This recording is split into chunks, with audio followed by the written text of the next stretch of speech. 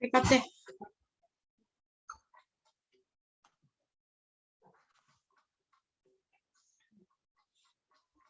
Assalamualaikum warahmatullahi wabarakatuh. Perkenalkan, kami dari kelompok 1 akan mempresentasikan hasil kerja kelompok kami yang berjudul Biosecurity Ayam Broiler Closed House Postal. Anggota kelompok kami adalah Nurfatia Aziza, Reski Nurullah, Septo Nasbi, dan saya sendiri, Tafida Imanianisa. Pendahuluan. Ayam broiler menurut Suro Prawiro tahun 1980 yaitu usaha peternakan yang berperan aktif dalam meningkatkan kesejahteraan masyarakat dan kebutuhan protein hewani adalah peternakan ayam broiler. Ayam broiler sendiri merupakan ayam yang ukuran badannya lebih dari 2 kg per ekor pada umur 28 hari. Dagingnya banyak, bergerak lambat, dan pertumbuhan badannya cepat. Closed house sendiri menurut Hulsboss tahun 2004 merupakan kandang yang dindingnya tertutup dari bahan permanen dengan menggunakan teknologi tinggi sehingga ventilasi baik dan mampu mengurangi dampak dari tingginya kelembapan udara. Closed house ini adalah upaya untuk mencapai lingkungan yang nyaman, udara sehat, dan minim kondisi stres untuk ayam. Biosecurity sendiri menurut Paine, Kroger, dan Watkins tahun 2002 yaitu faktor pengaruh keberhasilan ayam broiler dari pakan atau feed, bibit, tata laksana atau manajemen kandang meliputi letak kandang, jarak tempat pakan dan tempat minum, ketinggian air minum, tenaga kerja, dan sanitasi, dan biosecurity. Biosecurity sendiri merupakan suatu langkah manajemen yang harus dilakukan untuk mencegah bibit penyakit masuk ke dalam peternakan dan untuk mencegah penyakit yang ada di peternakan keluar menulari peternakan yang lain atau masyarakat sekitar. Selanjutnya akan dijelaskan oleh teman saya.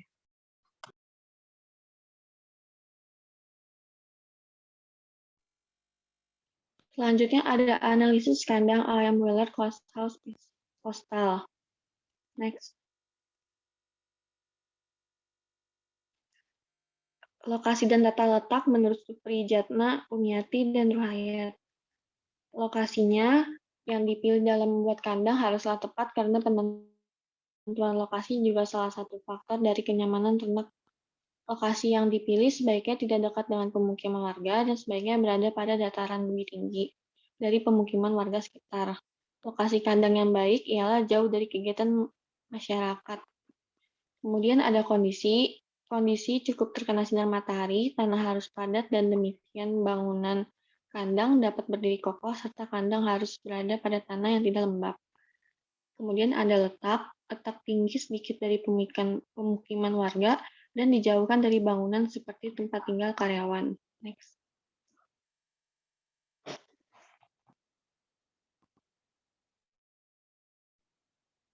Kemudian ada konstruksi kandang. Konstruksi kandang ini meliputi dinding. Dinding merupakan salah satu bahan yang digunakan untuk pembuatan bangunan kandang. Bahan yang digunakan sebagai dinding tidak harus mahal dan bahan yang tidak mudah rusak. Jika terkena cuaca yang ekstrim, bahan membuat dinding dari bambu juga memudahkan pengadaan karena relatif terjangkau dan awet, bisa tahan sampai 5 tahun. Kemudian ada ventilasi. Sistem ventilasi pada closed house dua jenis kipas. Yang pertama ada cara kerja kipas 1 banding udara mengalir ke dalam akan menyebabkan tekanan positif. Yang kedua, cara kerja kipas fan kedua, fan 2 banding udara mengalir dari dalam kandang menuju luar akibat adanya daya sedot fan. Negative pressure system.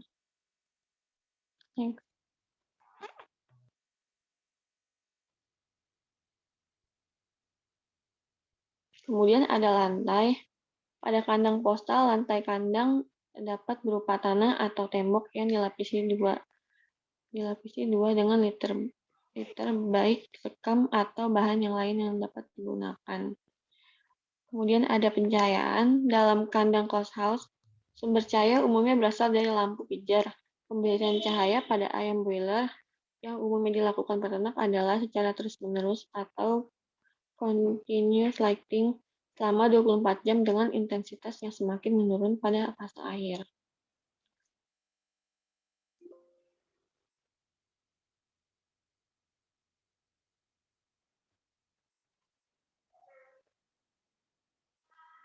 Next one.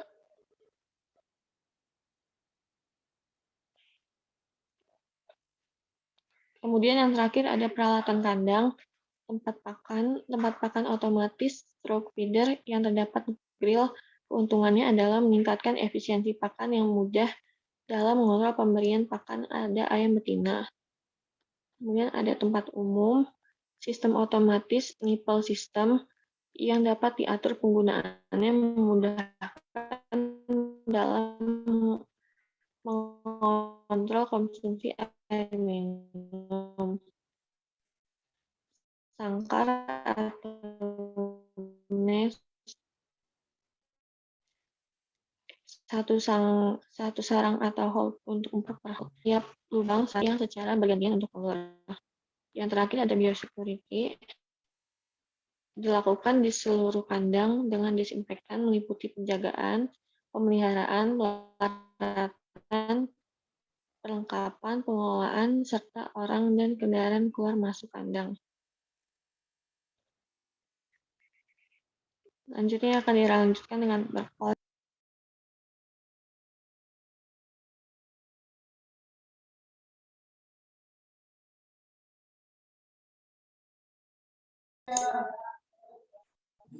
Lalu selanjutnya yaitu biosecurity.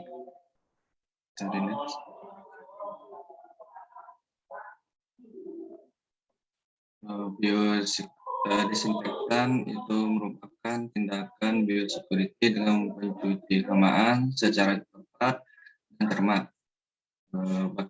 Jika pembersihan tidak tepat, resiko penularan bakteri Streptococcus sp menyebar dengan sangat cepat. Bisa di next.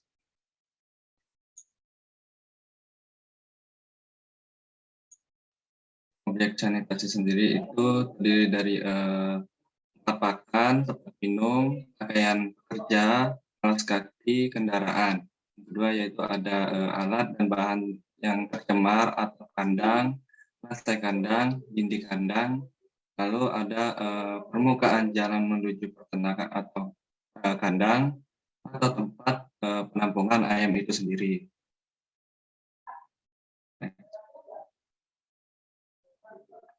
Lalu selanjutnya akan dijelaskan oleh rekan saya, Septok.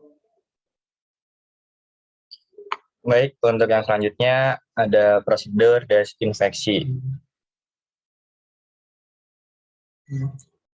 Pertama, dilakukan sebelum dan sesudah panen, pembersihan kandang, membunuh bibit penyakit setelah dibiarkan selama 3 hari sebelum mulai budidaya lagi. Kemudian yang kedua, membersihkan tempat makan dan minum dengan desinfektan. Tempat pakan dibersihkan setiap hari pada saat pagi dan sore hari.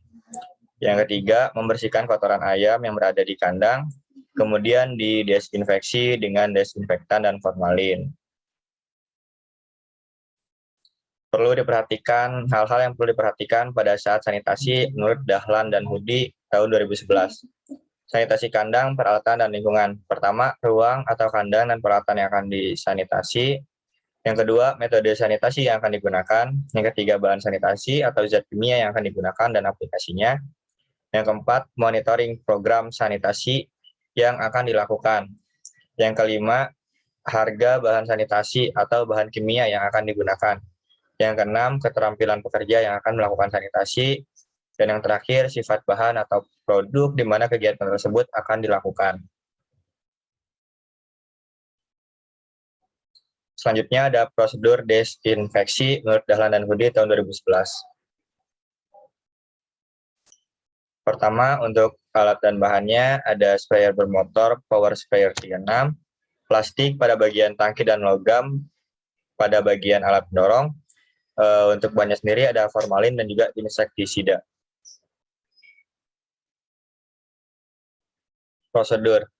Yang pertama, sanitasi dilakukan dengan cara mencampur desinfektan dengan air, kemudian larutan desinfektan yang sudah dihomogenkan dapat digunakan untuk desinfeksi komponen kandang.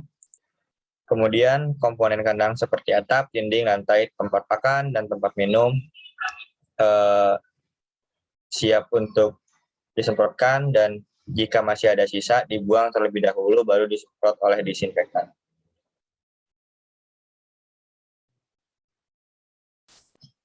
Baik, selanjutnya akan dilanjutkan oleh teman saya. Baik, yang terakhir ada kesimpulan dari presentasi kami kali ini.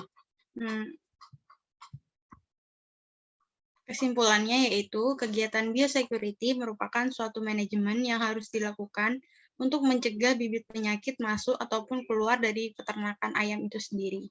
Kegiatan biosecurity ayam broiler close house postal dengan membersihkan, mencuci, dan mendesinfeksi komponen kandang seperti atap, dinding, lantai, tempat makan, tempat minum, dan peralatan lain yang biasa digunakan di kandang.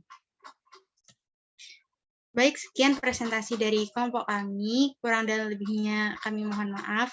Terima kasih. Wassalamualaikum warahmatullahi wabarakatuh.